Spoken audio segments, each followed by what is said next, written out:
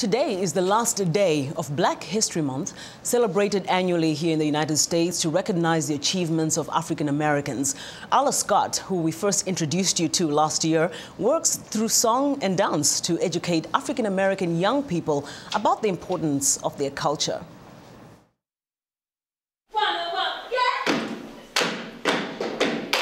This latest performance by the Taratibu Youth Association was energetic, captivating, and no doubt entertaining.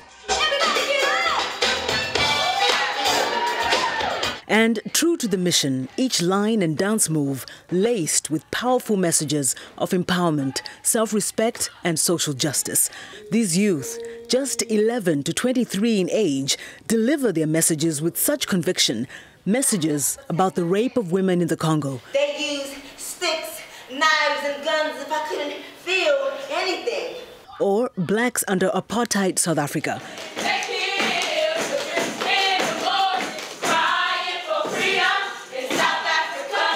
TYA's proud founder and director, Arla Scott. My cup runneth over.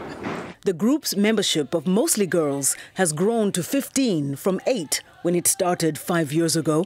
To teach their history and build strong individuals, TYA has taken some members to Africa, to Benin, Togo, and Ghana in 2010, and last year to Tanzania. I hope that they're learning about their history, their culture, and we use the international travel to connect that, what we teach in terms of how they should be proud of who they are and where they come from. It seems they are, judging from just 2 of the several responses given on the experience following the trip, first to West Africa and the other to East Africa. We went to the slave castles. That was a lot to see what our ancestors went through. I just feel empowered that blacks are powerful, even though we wasn't treated like it. It changed me in a way. Like when I got back, everybody said I looked different, I acted different, I was more humble and stuff. And I agree because after seeing the children, how we take everything for granted here. They just know the name, they don't know the name, that girl. The almost perfect performances before live audiences are certainly due in part to the rigorous countless hours of rehearsals, weekday evenings, weekends. Many of them say since joining TYA, they are more disciplined, responsible, and confident. When I first joined, I was a little bit shy. I was like, I don't think I could do this. But as I learned more steps, I decided that I could do this. I love TYA. It's like my life.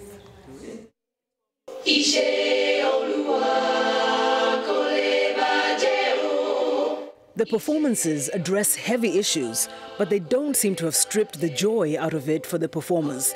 They get to tell the stories in song and dance, including African, complete with drummers.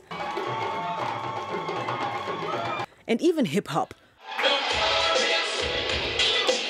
A personal favorite of this one.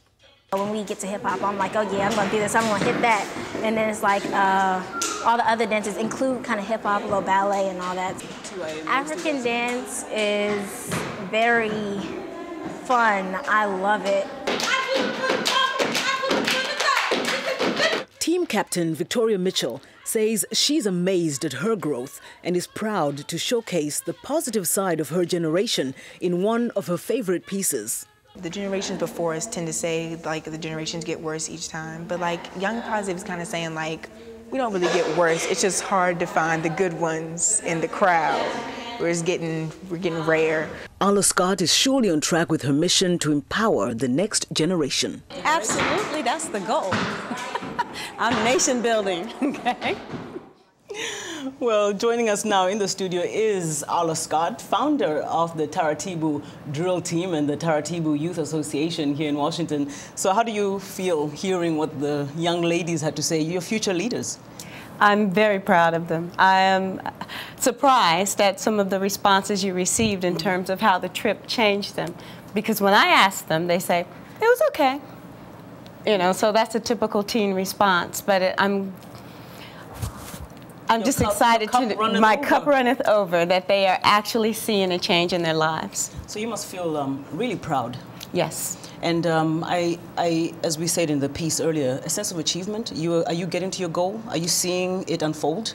I am. Actually, we now have several alumni that have gone on to college and either come back and help or continue to spread the word. So I am seeing the change take place on a small level, a micro level, but it is happening.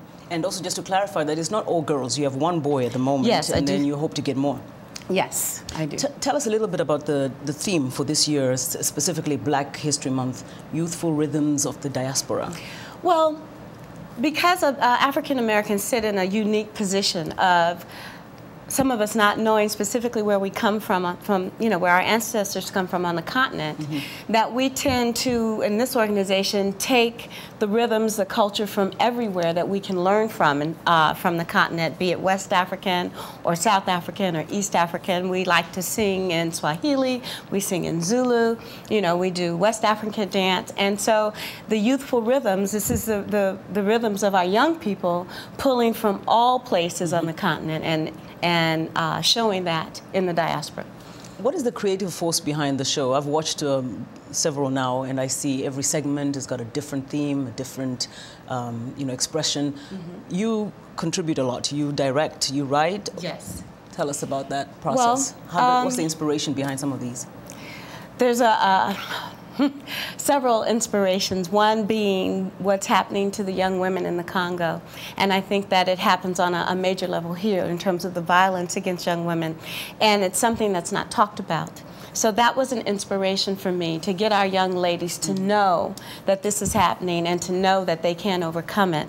The other inspiration is to bring in different expertise in, say, the West African dance, doing the sorcené, and working with other organizations who are at an expert or master level in that. We were very fortunate to have Catherine Foster, who performed in Fela, come in and choreograph our West African dance sorcené for us. So I want to expose the children to everything. Amazing. I was looking at them and I don't know how they stay so coordinated, but I guess being young, yes, fit youth helps. So, and then also some of the members write and perform their own material. Yes, yes, they do. And it's deep, it's heavy stuff. Oh, yes, it's very deep. We are amazed sometimes at what comes out with them. And it is an opportunity for them to express that in a safe environment and something in a supportive environment. So we definitely encourage them to write. We look at their writings and see if we can use it. Sometimes we can't. And then sometimes we do have to tone it down from being too deep. There's one conversation I had with you after you came back from Tanzania. I know the girls have been to West Africa. They were in Tanzania last year, and you're preparing to go to South Africa next year. Yes. But you made an observation about how the kids in Tanzania specifically were so eager to go to school.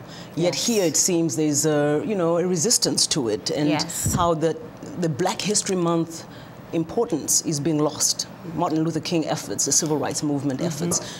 Just tell me in your own words what you mean by that. Well, I think, and actually I'll use my words and the words of the youth when I asked them the difference. They said that they believe here they have too many options. That the young people in Tanzania were real clear on their responsibility to their family. And they knew that they had to be educated in order to fulfill that responsibility. Whereas here, the young people, their options is to do whatever you want to do, find what you love. So they don't have any real sense of responsibility to their family or community. So we begin to lose that connection to what the Martin Luther King or Malcolm X fought for in terms of lifting us as a people. And also one of the things you noticed was that the kids were running around without shoes, and that really seemed to have inspired a lot of the kids to do this shoe drive you have now? Yes, we're doing a shoe campaign. We have boxes in several schools from Glen Burnie to Southeast Washington, D.C., and they're collecting shoes for us. We're working with Young Leaders United as well as Sheena Inc. to collect those shoes, and then Sheena Inc. is going to ship them back to Tanzania. Well, we wish you all the best. Thank you. Thank you so much for coming by again. Thank you for having us back. And good luck with your trip to South Africa. Hopefully you'll be back to tell us about that. Absolutely. That's Arla Scott, founder of the Taratibu Drill Team and the Taratibu Youth Association. So good of her to be back with us here on In Focus. Now,